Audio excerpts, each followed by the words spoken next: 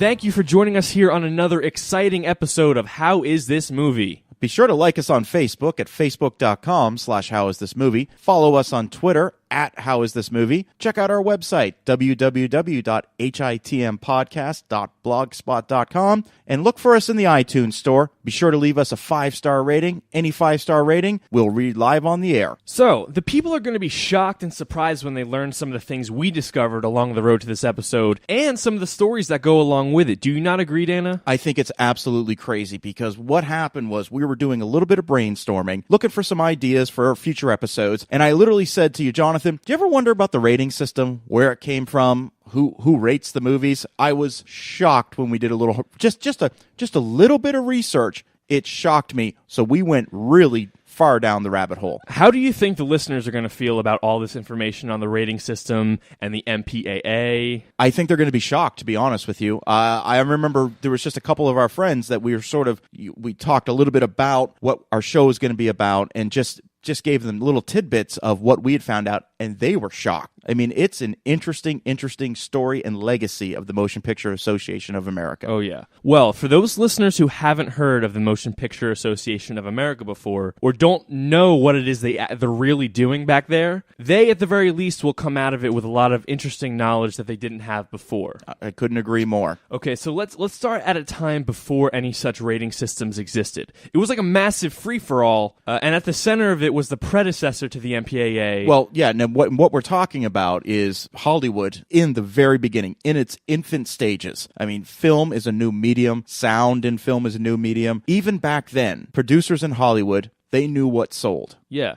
It's almost like what social media is today. It's this Wild West landscape that has no regulation. There's people really haven't figured out how to harness its potential yet. And back then, like I said, sex and violence, that's what sold. And so you go back to pre-1930s Hollywood, and you've got some movies that are on par with some of the most hard R-rated films that are out there right now. So what's happening is, although these films are garnering a lot of popularity and people are going to see them, there is a whole group of people out there that are outraged by the smut that is on the screen. And most notably was the American Roman Catholic Association. They were beside themselves. This is unmoral, unbelievable. Something had to happen. Something had to change. Yes, because you have to remember, too, back then, the ideology of religion was so closely linked to the ideology of government. And society. And society, pop culture, it's like that today, but even more so back then. So what happened was, with all this outcry, an organization had to be formed to help to sort of reel it all in and sort of say, you can do this, and you can do that, and you can't do this, and you can't do that. Well, of course, yes. This is where we get... Yeah. You have the predecessor to the MPAA, which is the MPPDA, the Motion Picture Producers and Distributors Association. Now, they realized after a lot of... They took a lot of fire for some of the really explicit nature in these films and some risque incidents that people blamed on Hollywood and the movie industry. So they had to call in this guy by the name of William Hayes to try to wrangle this thing. Who was William Hayes? William Hayes, the person... Really interesting fellow. He was basically installed as the first president of this company. And even back then, by the way, he was being paid $100,000 a year. That was a lavish sum back then. That is a seven-figure salary these days. I mean, he was getting paid. But who was he? Well, he was the 46th Postmaster General of the United States.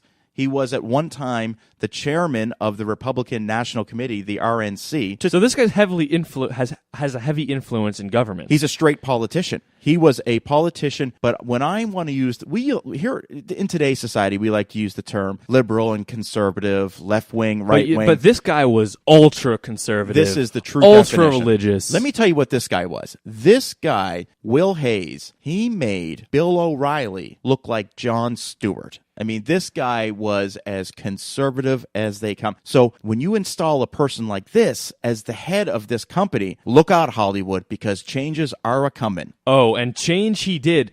Basically, Hayes was to 1930s Hollywood what Giuliani was to NYC, to New York City. To 1980s New York City. Oh, yeah. He cleaned up the streets and introduced what became known as the Hayes Code. Now, the Hayes Code was basically, if I'm making a movie, I'm one of the studios in Hollywood, and I'm making a movie, I'm handed this document now. This is called the Hayes Code, and it is a list of things you cannot do in your film from this point on. Please give me some examples of what was on the Hayes Code. Okay, let's again just put it into some perspective. Compared to what gets showed on television and movies today, you won't believe what this Hayes Code, this code of conduct, if you will, decreed for anyone who wished to associate with the MPPDA. And you have to remember, this was a powerful organization. You could not use the word God, Lord, Jesus, Christ, or any other incarnation of God in a profane manner. You could not show or reference the idea of interracial marriage. You could not show white people enslaved. You couldn't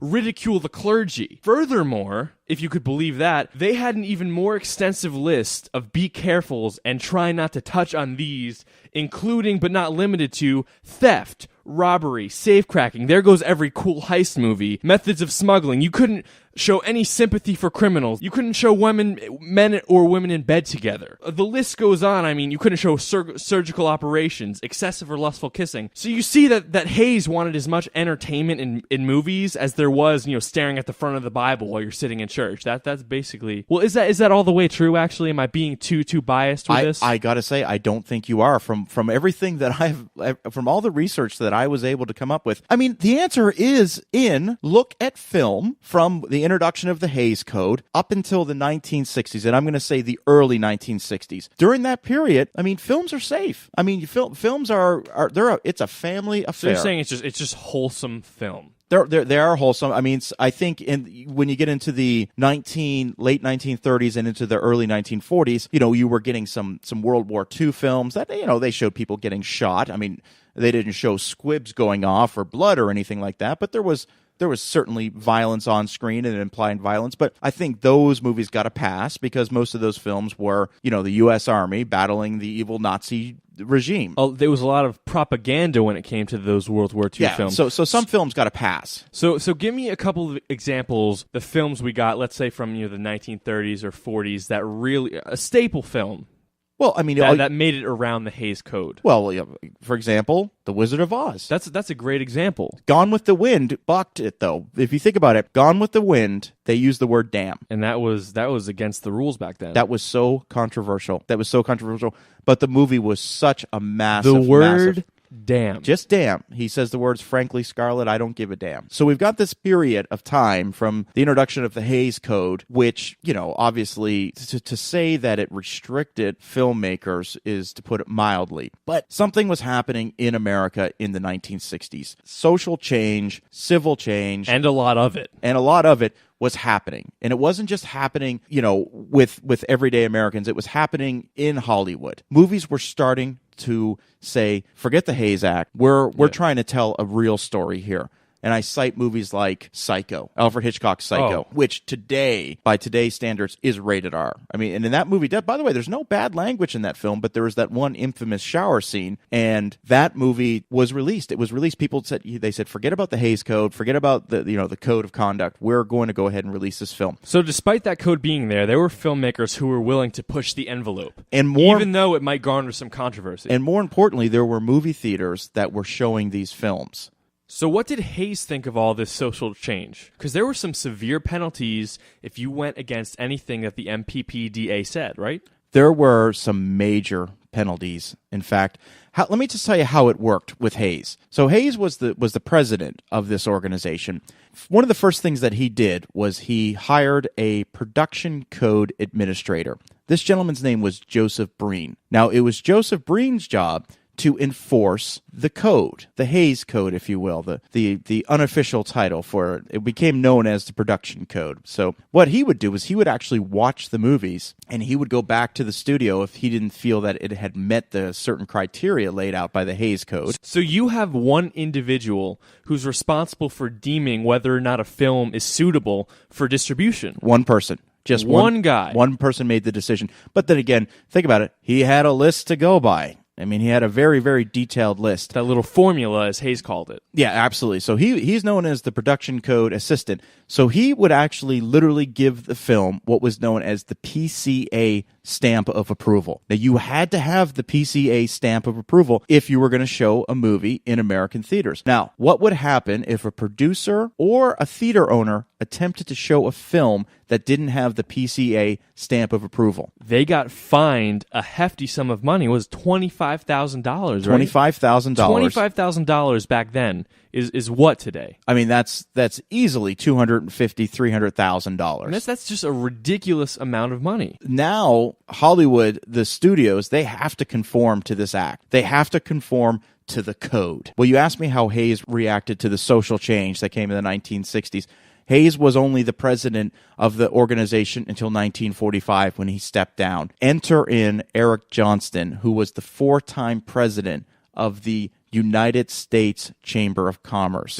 One of the most powerful political lobbying groups in the entire country? At the time, it was the lobbying group. That was it. There were smaller groups, but that was the one that really influenced how politicians made their decisions. So he's got a real political affiliation. So now we have two presidents of the MPPDA, now the MPAA, with powerful political influence, as well as powerful sway on Hollywood. Absolutely. And you mentioned the MPAA because that was his first order of business, was he changed the name of the organization to the Motion Picture Association So was he worse than Hayes was? People ask that a lot. Was he worse? I don't think he was worse. He added things to the list, though. Things like blasphemy were added to the list. So he didn't make the code smaller. He added a few things to it. Well, he did loosen up restrictions a little bit. It's about 10 years into his term as the president, he did say that things like narcotics could be represented in the film if it was done in good taste. Oh, just some narcotics. Yeah, that's great taste. So, but he also did some interesting things there. He was sort of I guess one could say a semi-visionary. At the time, cinema, as it was known, was really, it wasn't an international thing. You had American movies, you had British movies, Germany actually had a pretty big film industry as itself. But one thing that wasn't happening was these films were not being shown in other countries. What Johnston did was he formed the Motion Picture Export Association, or the MPEA, to start promoting American films abroad. And I think that right there was the seed that sort of started, the Hollywood's influence around the world. So he actually did some good things for Hollywood. The question being, was he tougher? Was he harder on things? He loosened up things towards the end of his term. His term, unfortunately, ended in 1963. He actually had a stroke, passed away. In office. In office, yeah. And the MPAA ran without a president for 3 years. Now, we touched on this sort of at the beginning. There was a lot of social change happening in the 1960s. But now there's some real serious social change. Absolutely. 1968, you have the pinnacle of the civil rights movement. You have the pinnacle of hippie counterculture. I mean, things are changing rapidly. Everything is changing. And people, filmmakers, screenwriters alike want change. They do. So enter in 1966, the longest serving president of the MPA, and a name that I think a lot of people are familiar with, Jack Valenti. Now, Jack Valenti, interesting little footnote here, Jonathan, also has political affiliations before becoming president of the MPA. He was special aide to Lyndon Johnson. So not only do we have the first two presidents, but the first three with serious political power. Absolutely. So Valenti, he proposes sweeping changes. He gets rid of the Hays Code as we know it. The production code is gone. Enter a rating system. The rating system is in its infant stages, existed of 4 ratings. You had G for general audiences. That's your wholesome film. That's what every film up until that point would have been given the G rating. You then had the M rating, which stood for mature. That was changed a few years later to PG, parental guidance suggested. You then had the R rating, which was restricted. Back then, it was restricted to anyone under the age of 16 had to be accompanied by their parent or guardian. And now it's 17. Now it's 17. And then you had the X rating, which was adults only, anyone above the age of 16. And you want to talk about everything changed. I mean, the floodgates are open now. The veil has been lifted. Producers, screenwriters, directors, they now have a blank canvas to make and tell the story that they want to tell. And my goodness, did we get some amazing movies from 68 and onwards. You've made the argument before to several people that that decade of film is the best of all time. That's debatable. Unfortunately, I wasn't around when this happened, but it must have been. I can only compare it to what we're going through now with the technological revolution. Yeah, with social media, you have. Well, think about this. Like, we're sitting there, and just in the past 10 years, we've seen the advent of social media. We've seen smartphones, and it's an exciting time to be alive, because we're seeing such an amazing technological revolution going on. This was a film revolution, and it must have been amazing to be a part of that, to see films like The Godfather, The Exorcist, Chinatown, One Flew Over the Cuckoo's Nest, Jaws, all of these movies all of a sudden. And these were things that people have never, ever seen before. You didn't have anything, never experienced ever before. You had nothing to compare it to. So this is a renaissance period for film right now. This is... And they set some precedents. I mean, they really did. In fact, I dare say there are some movies that came out in the early 1970s that have an R rating that would be slapped with what's now known as the NC-17 rating. We'll get to that in just a little bit. So the 70s comes out. It's an amazing, amazing decade for film. And I dare say you look at any top 10 list anywhere, and I promise you at least 6 movies from the 70s are on all-time top lists of anyone, including myself. So this rating system doesn't have another significant change until 1984. And this is where it really evolved to what it is now. Yeah, absolutely. So in 1984, you've got 3 movies. I'm going to cite 3 movies in particular: Poltergeist, Gremlins, and Indiana Jones and the Temple of Doom. These movies all received a PG rating. These movies were also somewhat controversial because parents groups out there were a little dismayed when they were taking their 10-year-old to the Indiana Jones film and they're seeing a man literally have his heart pulled out of his chest. So they wanted these films to be resubmitted and receive an R rating. What did those 3 films have in common, Jonathan? All 3 of those films have an affiliation with someone I think our listeners are very familiar with, a man by the name of Mr. Steven Spielberg. Correct. Directed Temple of Doom and was producer on Poltergeist and Gremlins. Now, he's not about to go back and have his films resubmitted an R rating. I mean, he's a powerful man in Hollywood at this time. Well, Up until that point, he had done Jaws, Close Encounters of the Third Kind, Raiders of the Lost Ark, E.T. What did all those movies have in common? They were all rated PG. I mean, he was making PG films at the time. He had not stepped into the R-rated film just yet. He actually proposes to the Motion Picture Association that they come up with how did you best describe it? Sort of an intermediate? Yeah, it was an intermediate between PG and R. And then we get the PG-13 rating, which says no children under the age of 13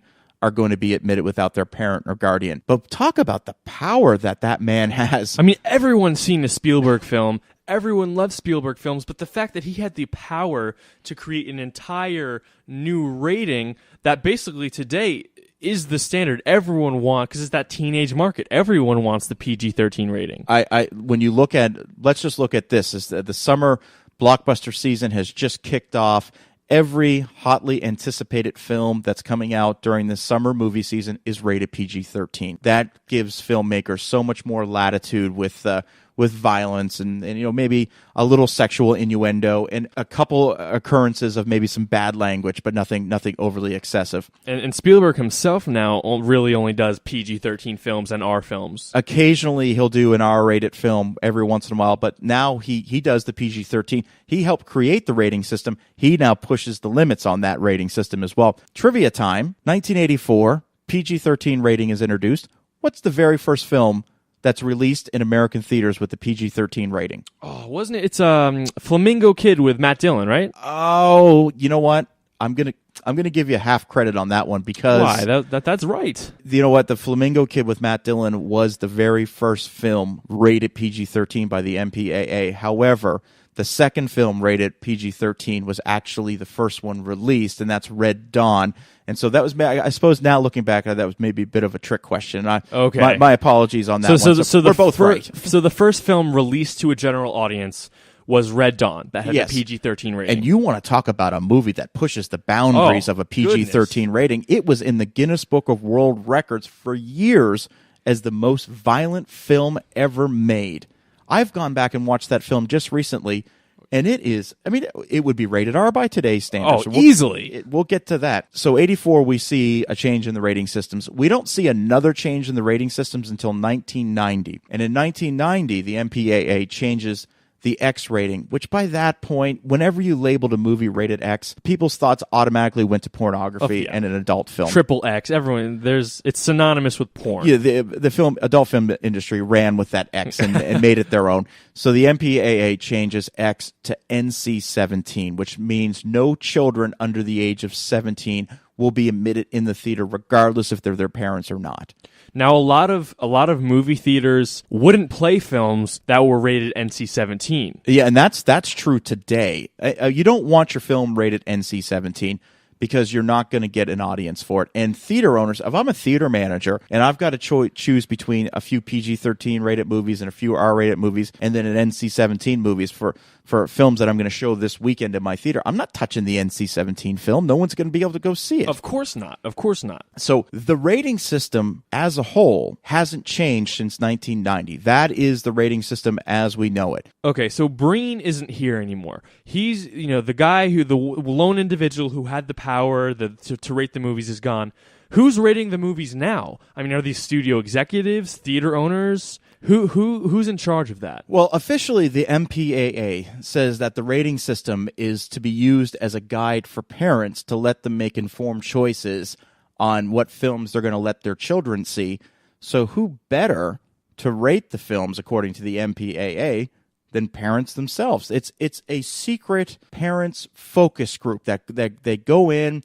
Nobody knows who they are. To this day, nobody knows who the parents are, who the people are selected. They don't know what demographic they come from. They don't know what political affiliation. They don't know what tax bracket they're in. Nobody knows for sure who's actually rating this movie. All the MPAA will say is that it's a group of parents. Okay, so theoretically, I mean, Spielberg's wife could be one of the people rating these movies. As an organization with so much political influence, where's the oversight there? Well, where's the oversight committee? That's the issue at hand is, we look at the rating system, I think we all take it for granted, but, studios don't take that rating system for granted. PG-13 versus R is the difference between millions and millions of dollars. Hundreds of millions in some cases. Exactly. So do you really think that the studios are going to leave that in the hands of anyone? Well, that's the thing. Now, the MPAA will argue that they have to be kept anonymous so they can't be influenced by the studios. It gets very gray area when you start talking about the people that actually make the decisions. And that could be cited when you look at certain films. Why did certain films get PG-13 and why did other ones get rated R when they're clearly the exact same film? And this is the part that I think troubles me the most, is that there seems to be a real trend happening here where PG-13 movies can be as violent as hell. Look at a movie like Mr. and Mrs. Smith that came out not too long ago, rated PG-13.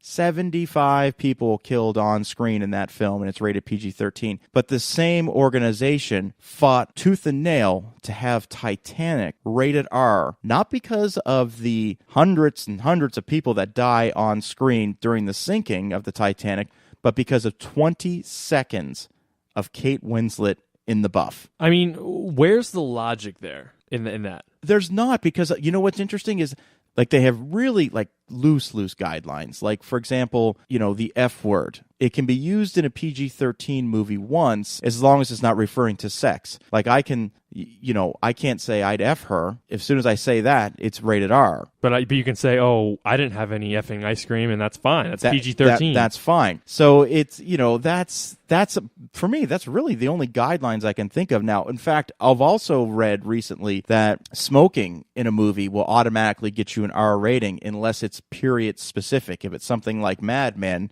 you're fine. But if you've got smoking in a movie, you're going to get an R rating. That's why you barely see any smoke. In fact, you don't see any smoking in any PG-13 rated movies unless it's a period film. Think about it now.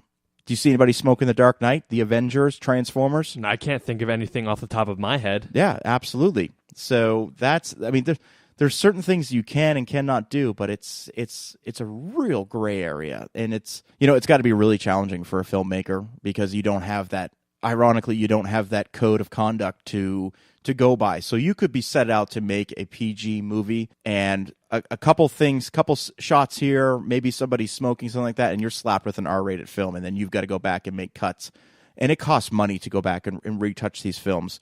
So it's got to be a very frustrating process for filmmakers to deal with the Motion Picture Association of America when it comes to ratings. There was an example just a couple years ago. You familiar with the documentary Bully? Yeah. Oh, yeah. Okay, so Bully is a very, very important documentary. It touches on the subject of bullying in America, which is a real crisis right now. And the Weinstein Company, Harvey Weinstein, Bob. Back then it was Miramax. Yeah. So they've made this really important film, and they are planning on showing it across the country at schools across the country. They can't wait to get it into the theaters. It's got a very important message. Submit it to the MPAA for their rating. Slapped with an R rating because of one scene involving the F word. And you can't show R-rated films in schools, which is where they were planning on showing the most. You're absolutely right. So they can't show it in schools, and you've got to be, it's rated R. The target audience for this film can't go see it. So petitions are started online.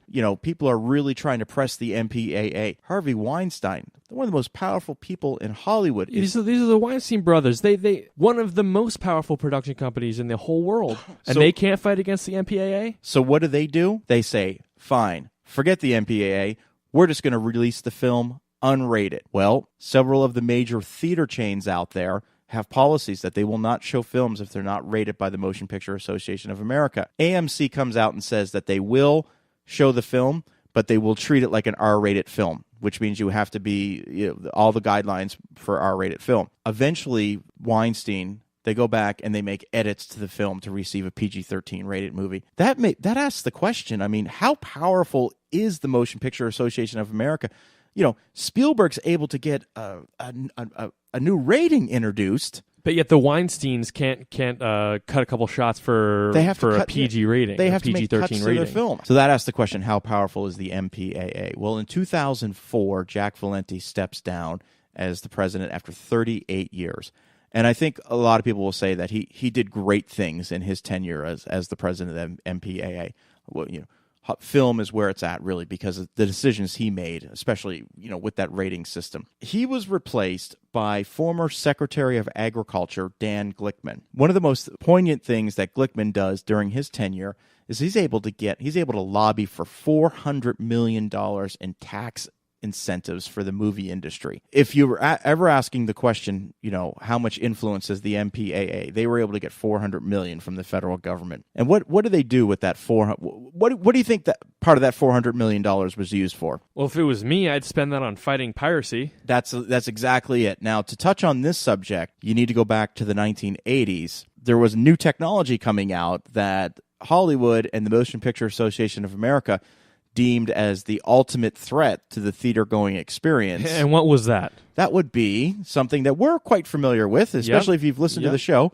That would be the VCR. And Jack Valenti and the MPAA were staunchly against the VCR. I think that is the most hilarious thing I've ever heard. Looking at that the Motion Picture Association of America is fighting against VCRs, VHSs. This is when the technology was first coming out. They didn't have the foresight to see home video, the movies being released on home video. So, but you fast forward to 2000, 2001, 2002, there's a new technology out there that the MPAA is again firmly against, and this time it is a real threat, and that is online piracy. Now, they took online video piracy so serious that they eventually had the power to literally reach out and touch somebody. And I'm going to give you an example at an individual level. At an individual level. You have a great story when it comes to this, and I think it's one that a lot of people have experienced too. Well, what they did, before I tell that story, what they initially did was they thought they would try scare tactics first.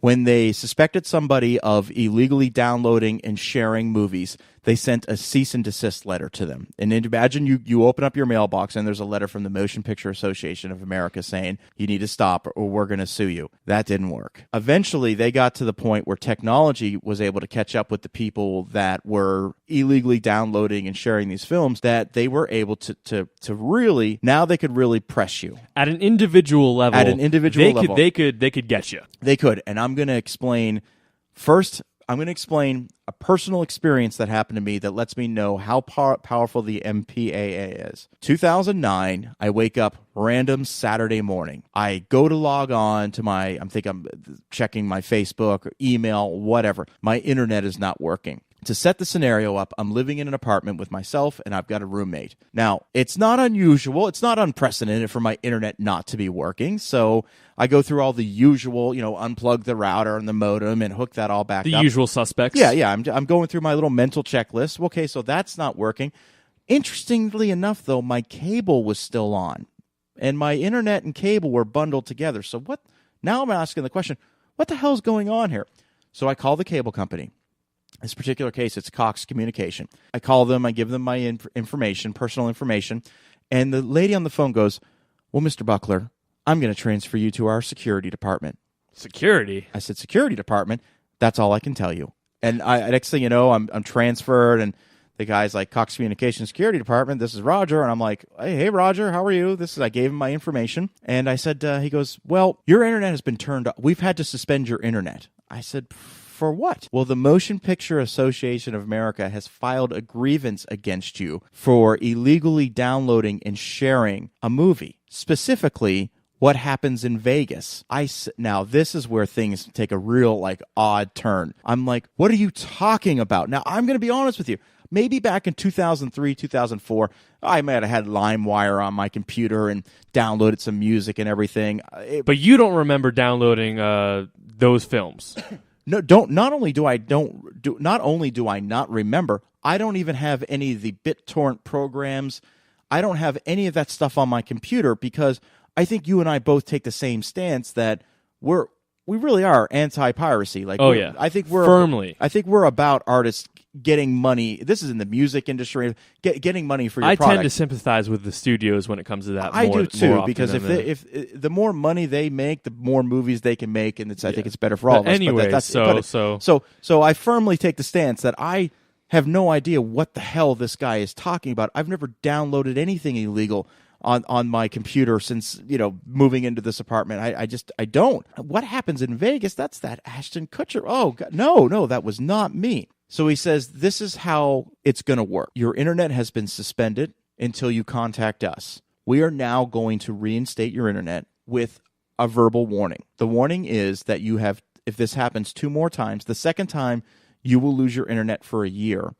The third time, you will never be allowed to have internet through our cable company again. So the MPAA, at an individual level, like I've said already, can swoop down and pinpoint exactly what you're doing and say, if you don't stop, we're going to shut off your internet. Now, this is pre-Edward Snowden NSA collecting data. This is 2009. This is 5 years ago. So I was finally able to get to the bottom of... Oh, good. So you figured it out. Was it someone stealing your internet, using it for facetious purposes, or what was happening there? The irony of the situation was it was my roommate. Apparently, he had gotten real into the whole BitTorrent downloading craze, and he had tons and tons of movies downloaded. So it took about 2 or 3 hours of convincing him the severity of... Well, so the internet was in your name. He was the one absolutely using the BitTorrents. And the MPAA has filed... I have one grievance filed against me by the MPAA. So let's just put it like this. If you're downloading and sharing movies, even to this day... and you think they don't know about it, you're wrong. You're absolutely wrong. They know everything you're doing. They absolutely... every single thing. They've probably listened to this podcast. They're probably listening to it as we're recording it. Somehow they are. So they know it. They're a powerful organization. I mean, they're a lobbying group, first and foremost. They represent the biggest studio, the 6 biggest studios in the entire world. They absolutely do. And they have some of the biggest companies in the whole world. And they have such a hand in government that they can do whatever they like. They really can. Up to turning off one individual's internet. They have that kind of power 5 years ago. So you asked the question, where's the oversight? Yeah, where's the oversight committee? This is basically a political organization. Where is that oversight committee? My answer to you as we wrap up tonight's podcast is I really don't know. I mean, why aren't more people talking about this? I think it's because people, like we said in the very beginning of the episode, someone asks, "Oh, do you know about the MPAA?" And all I did say before we did the show was, "Oh, those people who did the ratings." I knew nothing, and I don't think people. Hopefully, they took something away from this. Well, we should end by saying that after Glickman stepped down in 2010. After a years-long search, we have what is now the current president of the MPAA. And what do you think he has in common with the past 4 presidents of the MPAA? It almost makes me nervous to say, but was he involved in politics too? Well, most people would know him as Senator Chris Dodd. It's mind-boggling. How interesting do you think that is? All 5 presidents of this organization have had some sort of hand in government, and they represent some of the biggest studios in the world. They choose essentially what gets put out and what doesn't. This little red flag's going up for me right here. Well, here's the one part I think we failed to mention to the listeners. The Motion Picture Association of America's headquarters, where are they at? I would guess Hollywood. Well, unfortunately, you would have guessed wrong, because the Motion Picture Association's headquarters are firmly planted in Washington, D.C. Are you serious? I am dead serious. The organization who controls everything that comes out of, almost everything that comes out of Hollywood is headquartered in D.C.? That is correct, sir. With 5 presidents, all of whom have been political players? That is correct. Do you see a trend here? I see a trend for sure, and I don't know what to make of this trend. I would simply say Hollywood, D.C. Hollywood, D.C. Well, Dana, I think that we did this topic justice. I really hope that our listeners came out of it learning something they didn't know before. I know that I did. I will tell you this: I'm never going to look at when the next time I go to the movies and the preview screen comes up before a movie trailer. That big green screen. The big green screen that says the following preview has been approved for all audiences, and at the very bottom you see by the Motion Picture Association of America. I'm never going to look at that green screen the same again. Nor will I. Well, thank you everyone so much for tuning into this episode of How Is This Movie. Please, we're begging you, go to our Facebook, facebook.com/howisthismovie. You can go to our website at hitmpodcast.blogspot.com. Follow us on Twitter at HowIsThisMovie. And this is the most important, guys. This is the one that helps us out a lot. Go on to iTunes and leave us a 5-star review. Please search up How's This Movie on iTunes and leave a 5-star review. Go to our Facebook, Twitter, website. We really are trying to rally the troops here. All right, so for myself, Dana. And I'm Jonathan. We'll say goodnight, and we'll see you next week.